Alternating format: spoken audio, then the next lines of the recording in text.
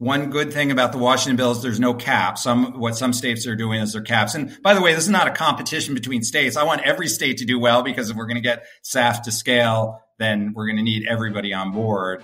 But the Washington bill doesn't have a cap. It also increases based on the carbon intensity. So the better the fuel is for the life cycle of that fuel, when you look at the feedstock, the more credit you're going to get.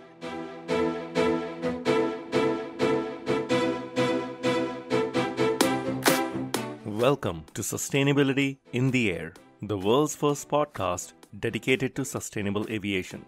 I'm your host, Shashank Nigam, the CEO of Simplifying. Every Thursday, I have important conversations with top aviation executives, technology entrepreneurs, and policymakers helping aviation take climate action. Conversations that help separate the signal from the noise. Whether you are a frequent flyer or an airline executive, if you care about sustainability or simply love traveling, welcome aboard. My guest today is Andy Billig. Andy Billig is a senator with the Washington state, not Washington DC, the state of Washington in the US, where you have big cities like Seattle. But Andy is based in Spokane.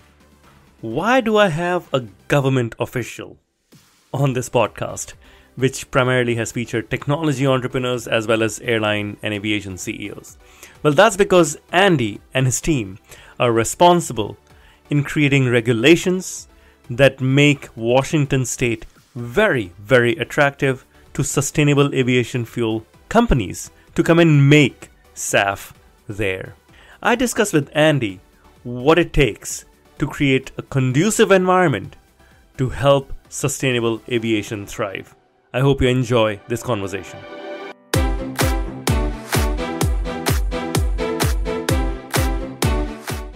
Andy, when we met in Houston, I was amazed to learn that not only are you a significant figure in the Spokane community, but you have a children and education and working families portfolio. And yet here you are working on sustainable aviation. How does this all tie in together? Well, first of all, thank you so much for having me on the podcast. I really feel honored to be a guest with you and looking forward to our conversation. You know, when I think sort of broadly about what I'm trying to achieve as a legislator for my community in my state, it's about opportunity and prosperity. And environmental stewardship is such a big part of that. And that has been a big part of my legislative career as well. And sometimes local issues like protecting the Spokane River and also certainly fighting climate change and reducing carbon emissions. And Washington State is such a leader in fighting carbon emissions. So, you know, we've passed 100% renewable electricity bill, a low carbon fuel standard bill, a cap and invest bill, all since I became the majority leader. So it's been a big focus. So the sustainable aviation fuel work's really a natural extension of that.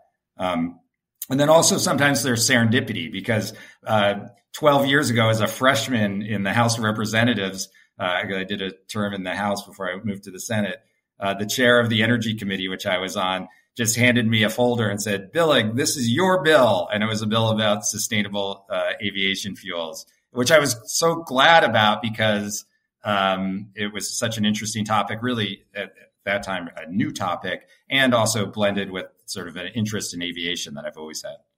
When was this again, Andy? This was in 2012.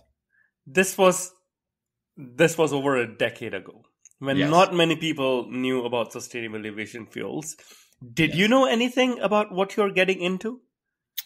I really did not. And that's what was so great. And it's what's so interesting about serving in the legislature too, is you learn about all of these issues, but it really started a 12-year journey in education for me on sustainable aviation fuels. Why you? Why did he hand this to you, not someone next to you in the legislature? I don't know exactly. I would bet that it was an interesting but not an overly controversial bill, so a good bill for a freshman. And he knew I also had interest in economic development, which is certainly a part of the goal as well. So yeah, I think that's why. And so much about what we do, we work on 10,000 different issues, and but you can only be an expert in a few. And so sometimes it's personal interest or what your other job is because we're a citizen legislature, or sometimes it's because there's just a need for that person and everybody else had a full plate. And as a new member, I had a little bit of opportunity for something. Okay, I'm going to start from the end then. Your recent bill, the Senate Bill 5447, was a landmark bill in Washington State because it offers tax incentives for manufacturing and purchasing alternative jet fuel. What was the motivation behind this legislation, and what do you expect to achieve out of this? And then we'll work backwards on how you got here. Yeah. Well, so, again, we've been working on sustainable aviation fuel in Washington State for a long time. And when you think about it, we have almost everything about sustainable aviation fuel right here in Washington State. So we're a leading aerospace state anchored by Boeing, really robust aerospace industry. We're a technology state. We have airlines that are interested, particularly Alaska with its base here. Also, Delta has a big hub here, is interested in SAF. We have airports that are interested. SeaTac and Spokane International Airport, both very interested and active on SAF. We have military air bases with naval air stations and Air Force bases, and the military is interested. We have almost all the feedstocks. We have something a lot of people don't know. We have the leading research, maybe in the world at Washington State University is one of the centers for excellence for sustainable aviation fuel is MIT and Washington State, right here in Washington State. So we have almost everything except for production. And production of SAF is where you start getting the economic benefits, so the investments and all the jobs. So it really made sense that if we wanted to sort of close the loop and do everything here, including the part that really drives the economic development, that we needed production here. And so that's how we got to working on this bill and to create an incentive to try to bring more production here. Now, by the time the bill had passed, you weren't the first. California already had passed a similar bill. I believe New York, Illinois were also passing similar bills. In fact, California, if I'm not wrong, already had 80% of the global available supply of SAF, thanks to the bills that had been passed in the state. Is this what you were trying to achieve? How's yours different? Well, each one is a little bit different. One good thing about the Washington bill is there's no cap. What some states are doing is their caps. And by the way, this is not a competition between states. I want every state to do well, because if we're going to get SAF to scale, then we're going to need everybody on board. But the Washington bill doesn't have a cap. It also increases based on the carbon intensity. So the better the fuel is for the life cycle of that fuel, when you look at the feedstock, the more credit you're going to get. And that's something when we're talking to the airlines and the producers that really made a lot of sense. And there's another piece to this, because we knew that it's not just about the incentives. You also have to be able to build these facilities. And siting of facilities, production facilities, can be hard in any state, and in Washington State was the case. So we also passed another bill in tandem with this bill to streamline project siting for green energy projects. That wasn't specific to SAF, but SAF was certainly included. So I think that we have now the incentive and a little bit of easier path. I'm not really familiar with California permitting, or other states, but definitely something here that you could realistically get something online in a reasonable amount of time. So when you were coming up with this, did you consult airlines and SeaTac, your major airports? What was the composition? How did you get to the end result? Yeah, so we can talk a little bit about the Washington State work group that we have, which we'll get to in a minute. But we already have this network of stakeholders, and so we tapped into that. This work group that we've had for really 12 years. And so we had a community and a network already established. But we had a lot of conversations with the producers and with the airlines. And we got, I think, a bill that will really work well for them. One of the things, for instance, they said is we want the credits to be flexible, not just for the producer, but the producer can take the credit, the blender, their designated blender can take the credit, or the airline can take the credit.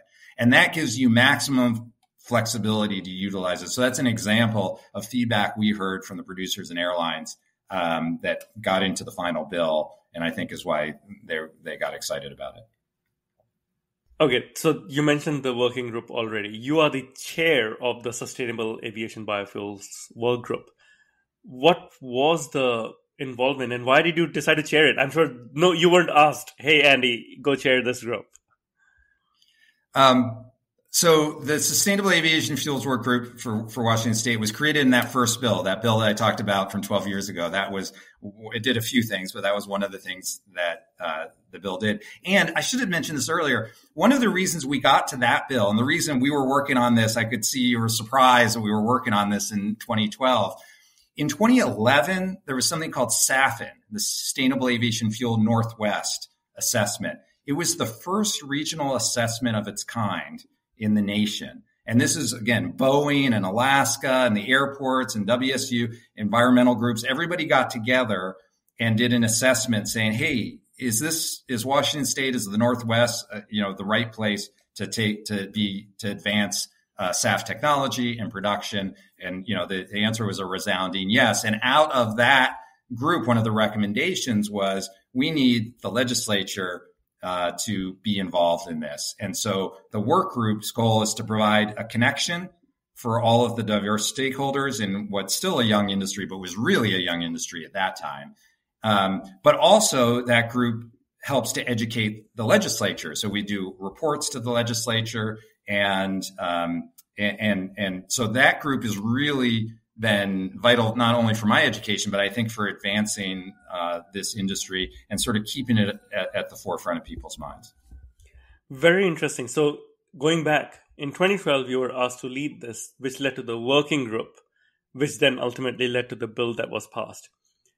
You're the first guest I'm having on the podcast who's not from an airline or from a technology company or who's not an activist, for example. You're from the government. Why does the government take so long to pass these bills? Yes. It's such a good question. And this goes into a little bit of sort of political theory. But, when I first got to the legislature, even before I was in the legislature, and again, I don't have a political background or government background. I'm the CEO of a company that owns and operates minor league sports teams. So I didn't really have this big background in government. So when I got to the legislature, I was like, oh my God, it takes so long to do anything. But what I realized was it's really on purpose. It's by design to take a long time because laws are so significant. A law can, prevent you from doing something or require you to do something or make you pay a tax or, I think the philosophy of the founders of our state and our country was let's make it really hard. And, if that means a bill or two dies that really should have passed, that's better than having a bill passed that should have, that shouldn't have passed. Now, that's not to say we don't pass bad bills because occasionally we do.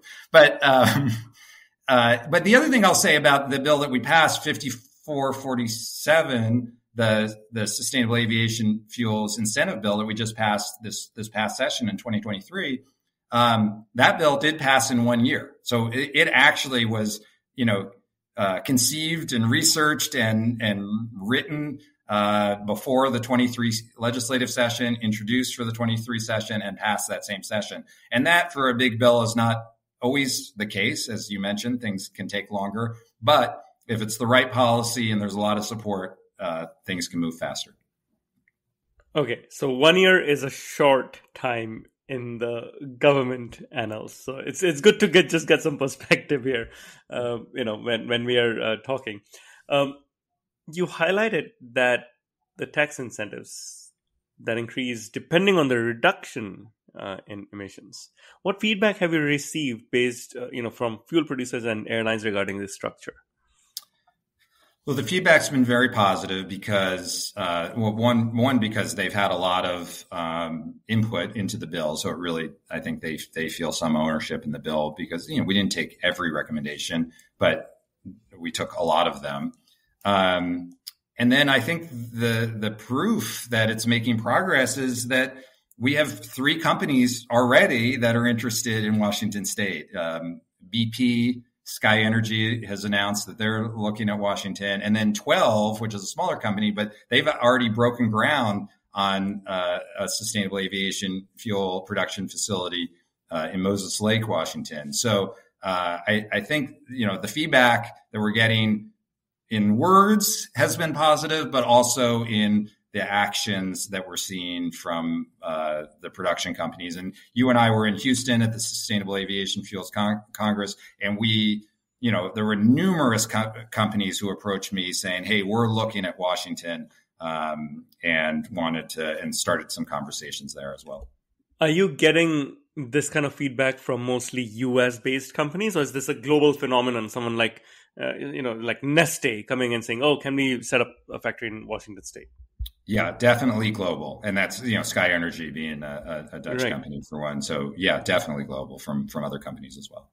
Okay. It's very interesting. When a government is looking to pass a bill, what sort of economic benefits and job opportunities do you foresee arising from a bill like this?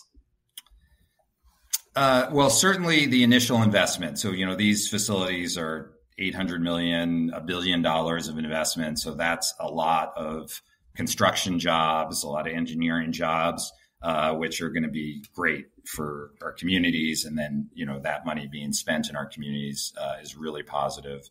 And then the ongoing jobs to operate it is really important. And a lot of this investment, not all of it, but I anticipate that these production facilities will mostly be in rural areas, which are more economically repressed or depressed. So that will help those areas as well. And then a little bit of a less direct benefit, but Washington is a leader in so many ways, whether it's aerospace or technology, and you sort of feed on it. So, people say, well, Washington's a good place to go for technology companies because there are a lot of technology. So the more we can be a leader in things, the more momentum I think you get, and you create other momentum. So, and other opportunities. So I think there's wins on a lot of levels. Okay. So this is like a flywheel concept. The more companies you attract, the more, you help the ecosystem. Now, the question I have is, how does local production, as opposed to importing SAF, benefit you? Why not, truck the SAF up from California, for example? Yeah, I think that would be that is a path to using SAF, and not a terrible path. But by having the production here, we get that economic benefit from the jobs here and from the investment here.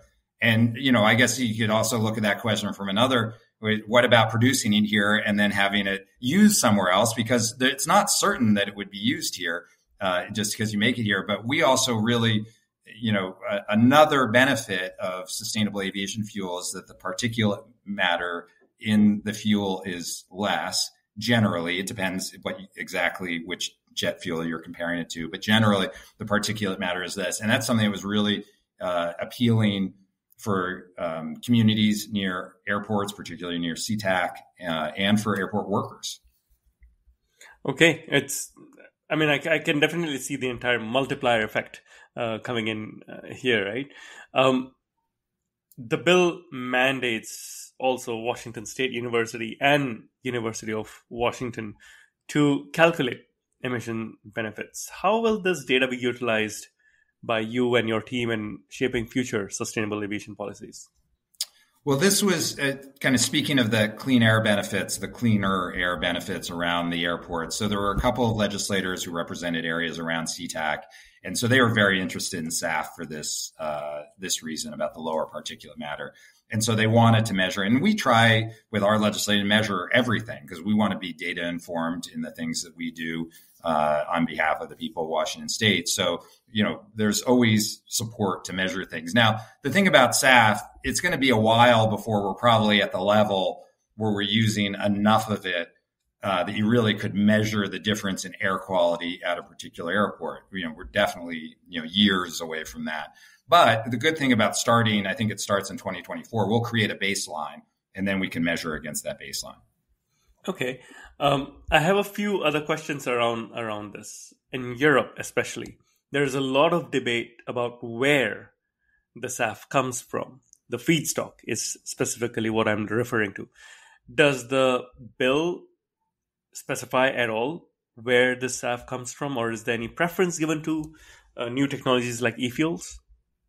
Yeah, we tried to be completely technology neutral. So we didn't want to put our fingers on the scales or prevent something that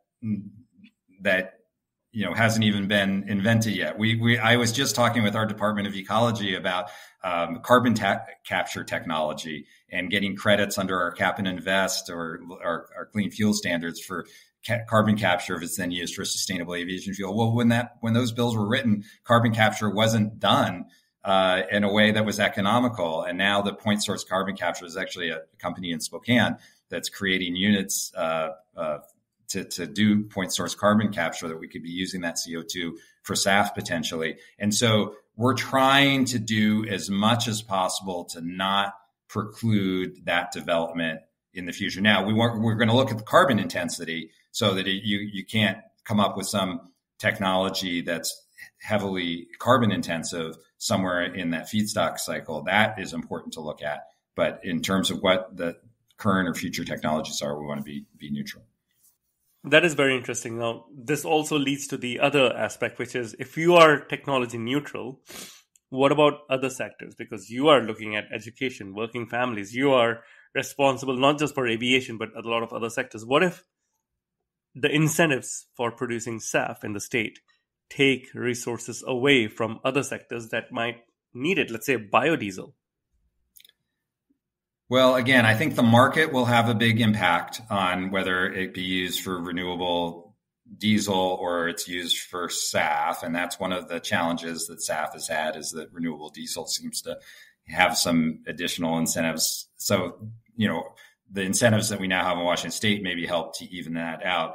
But we don't want to control everything. We do want the market to help to determine. We're giving a little help to a new industry, but the market will largely do that. Now, you're comparing it to renewable diesel. I think you could also ask the question and this is something maybe as environmental advocates and others are interested in, is what if that competes with food, the development of sustainable aviation fuels? Well, that's a problem. And that's, I think, one of the things when you figure the life cycle impact of SAF, you really have to take that into account. If you actually see shortages on the food side, do you have something in your kitty to deal with that? Well, I don't think it would be considered sustainable aviation fuels if it's actually taking land out, food production land out of service. So, this is one of the challenges. And when we were in Houston, there was a lot of talk about credits and separating the credit from the physical properties of the fuel, and then how are those credits sort of validated and book and claim, and how are we going to make sure that this industry is sort of legit in the eyes of the public and particularly the environmental community, and making sure we have a robust system to certify and track the feedstocks and making sure we're not doing that, I think is vital to the success of this industry and for us to help decarbonize the aviation sector. Right. I like where you're going, being the incentive-led approach. I remember SkyNRG CEO was quoted in the Seattle Times saying that Washington State has the best incentives today to produce SAF in the U.S. What does this do to the price of SAF? Is it at par with Jet A today if it's produced in Washington State? What's the price premium? We don't know the answer to that exactly because there are so many factors. First of all, what's the price of Jet A? That changes. Also, what's the technology? What's the efficiency of and the feedstock and of the actual facility that's producing the SAF? And then also, what other credits are there? Because we're going to try to layer with federal incentives as well. So we don't know that it's equal, but we know that we're making it closer. And even, I've listened to your podcasts, and, if you listen a couple of years ago, you talk about SAF being, 3 to 5, 6 times more expensive. Well, you don't, now what is it? 1.5, 2, 3 times. It's getting closer even without. So the idea is anything we can do to bring those levels between regular Jet A and SAF closer, that's going to drive more use, which is then going to do that momentum and create the incentive for more production. And then more production means it's being done more efficiently, so the price can come down. So we've just got to start that cycle, and then I think it comes together. And look, the airlines really want this. They obviously aren't going to be able to pay a premium, or at least not, all the time, or most of the time they're not going to be able to pay a premium. I think they're doing it in some small cases. I think customers want it. And that's the other thing that's neat about Washington State. I mean, this happens all over the world, but we have a bunch of non-aviation companies that are interested in SAF. And you look at Amazon, which is based here, Microsoft, and many others. And so they're helping to drive this. And I think they will pay a little bit of a premium to help close that gap. But we're not there yet. We got to keep working on it. So let's address then what's known as book and claim. That is primarily for states or territories where there is not a continuous production of SAF. And currently, correct me if I'm wrong, Washington State does not have continuous production of SAF. Correct. Are you looking at book and claim, and is this something on your radar? And if so, how does it help? Yeah, and I don't profess to be an expert in book and claim. I know just enough to know that I don't know enough. But I think book and claim is going to be important because, again, we need the market to help here. So it is possible that production starts here and that we'll need to sell, those companies will sell the SAF somewhere else or send it somewhere else. And so book and claim or used here, but from people that are purchasing it essentially other places, but the physical molecules will be here, so it doesn't have to be shipped.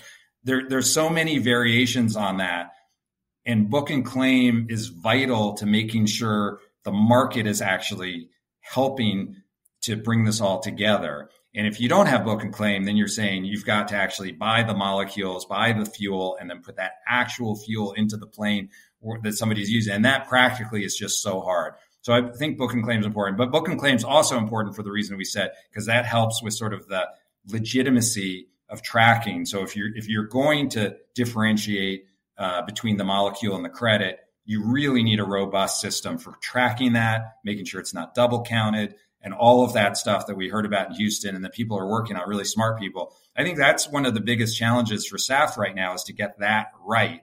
And so it's something we're tracking, but, obviously as a state government, that's not something we're going to be leading on. Right. No, that's fair. And thank you for addressing that.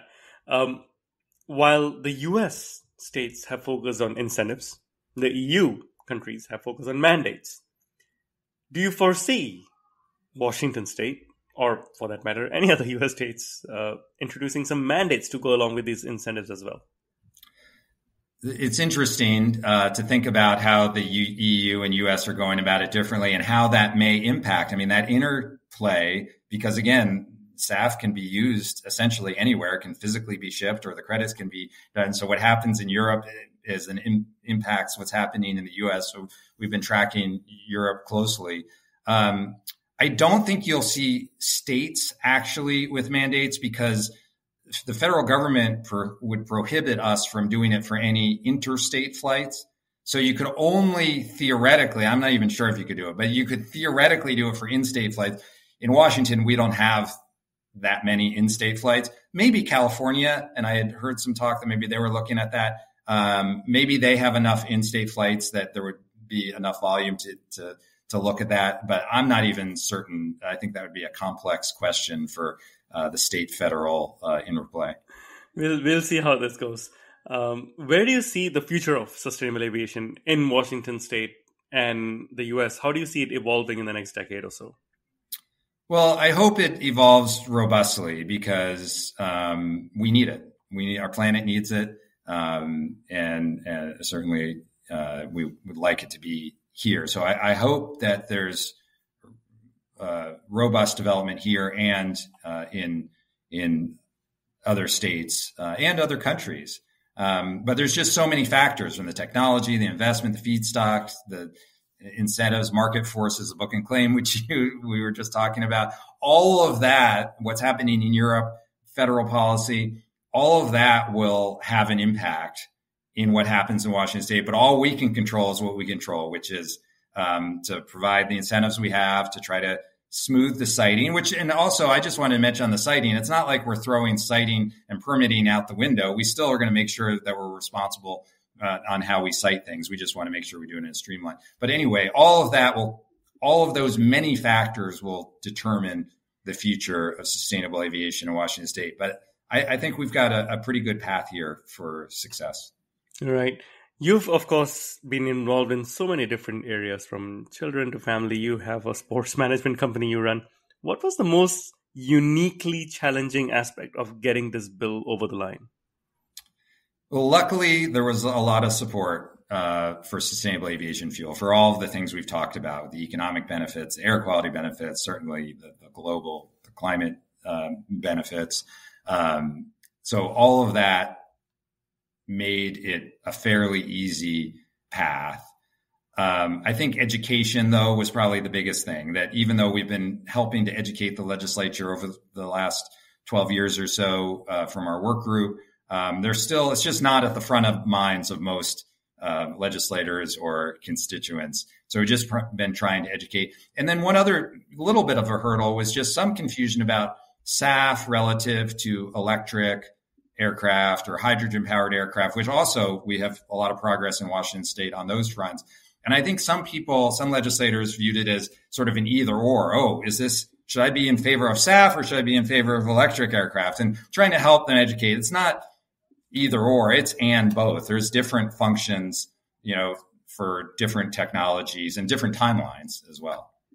Right. This is and I'll mention that you talk about challenges. We did pass it with almost unanimously. We had unanimous in one of our chambers and one no vote in the other. So we were able to get past most of the challenges. Wow. So since the bill has passed, what have been some of the big highlights? I know SkyNRG has announced the establishment of their plan. What other big highlights have there been? Yeah, BP announced that they are looking seriously and doing feasibility work on adding a SAF production facility at their current Cherry Point facility that makes Jet A. And then 12, which is a small company created by some Stanford faculty, has broken ground on a facility in Moses Lake.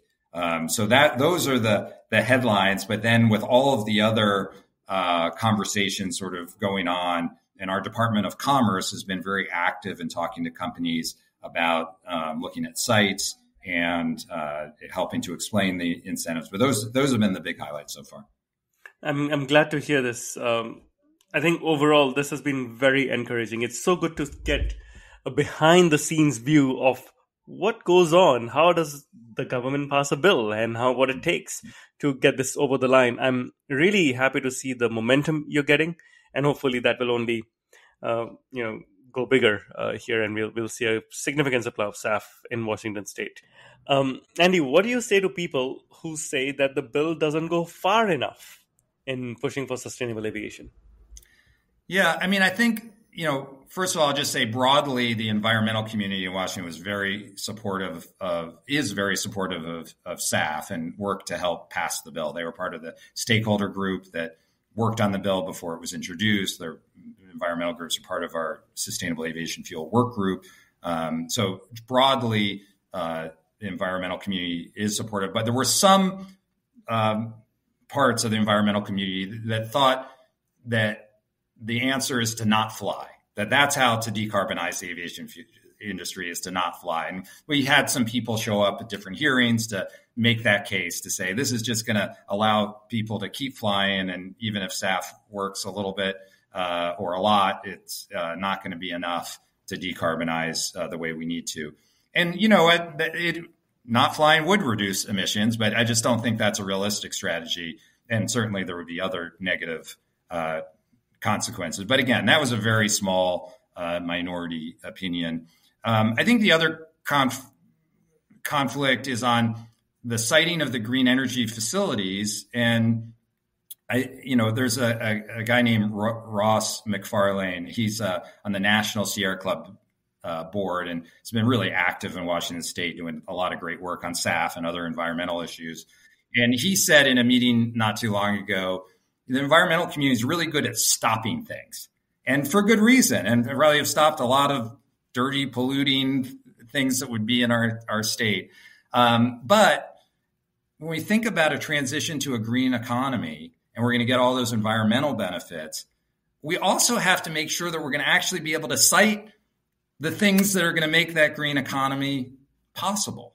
And so it's a little bit of a transition, I think, for the environmental community to say, yeah, it's a production facility or it's a transmission line, but we need that if we're going to fight climate change, and if we're going to have the economic benefits as well as the environmental benefits of the green economy. And so that sort of conversation and work within the environmental community and with the environmental community, I think has been really important, and we see it happening, and I think it's really positive.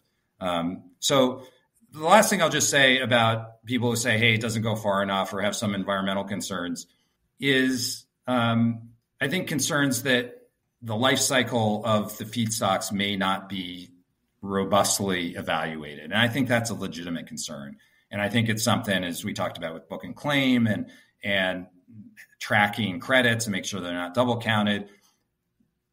I think that's a real legitimate concern that the industry needs to account for, and to say the S in SAF is sustainable, and we're going to make sure that we deliver on that, and that it truly is sustainable. And there's a lot of good work going on in that area, which I'm glad to see, but we need to keep at that. Fantastic. Thanks for silencing your critics here. The final part of this interview is what I call the rapid fire round, in which we, our listeners, in your case, your constituents, will get to know you a bit more personally. And they're simple questions. So I'll start with, for example, what's your favorite airline?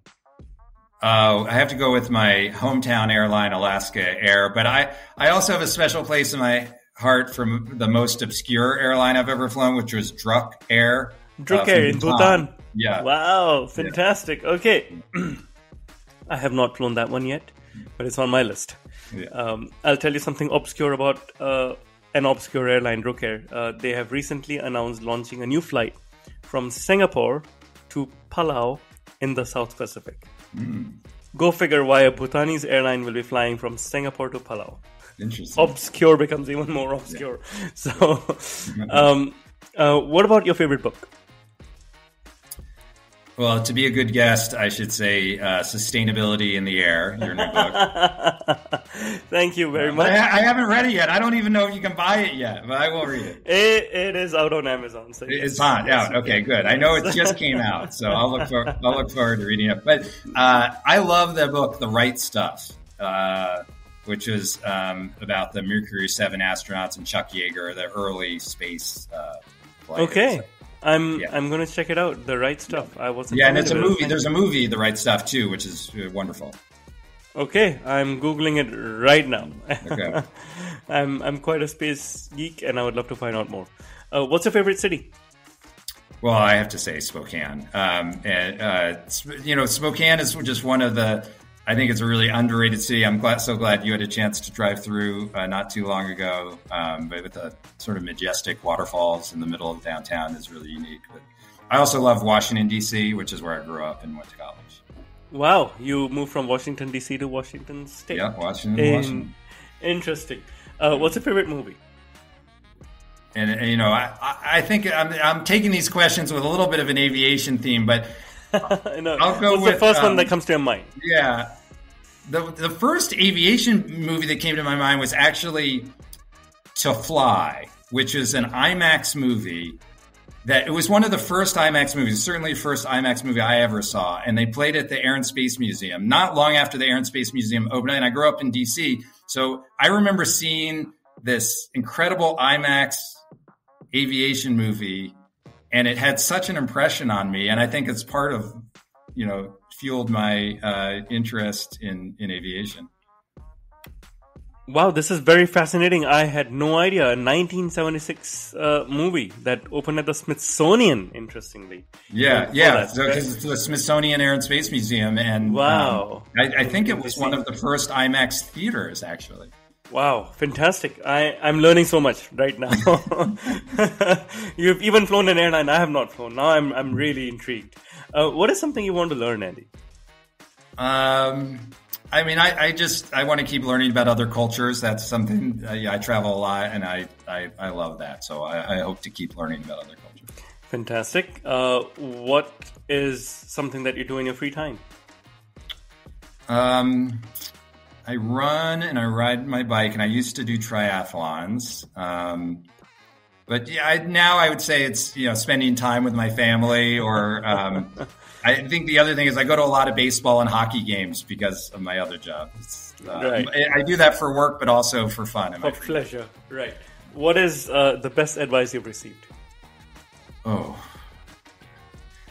I think one of my favorite pieces of advice is some leadership advice. And there's a famous baseball manager a long time ago named Casey Stengel. And he said, the key to good leadership is to keep the people that hate you away from the ones that are undecided.